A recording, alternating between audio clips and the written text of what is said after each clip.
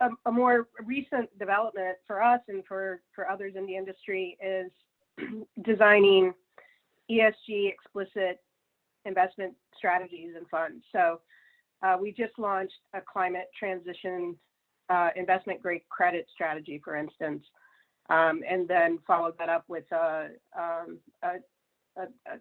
strategy. It's basically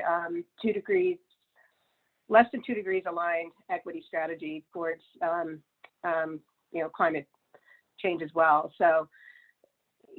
strategies such as these have very rigid requirements around the companies that are included, and we are using this proprietary research that we've been building on for years to really guide this, where companies need to be demonstrating that they're on track, that they're not just making a commitment towards net zero by 2050, that they actually can demonstrate that they have a strategy in place, they have the governance in place, they have metrics and targets, the leaders are being compensated on achieving those targets. So this whole, I'm just giving an example on climate, but strategies such as these will have a very rigid requirement around what gets included and what doesn't. We recently tied this to our engagement strategy. I lead our stewardship efforts, and we were challenged by the investment team to really get our arms around the airline industry and whether or not airlines belonged in this climate transition strategy, for instance, because this is an industry that's very,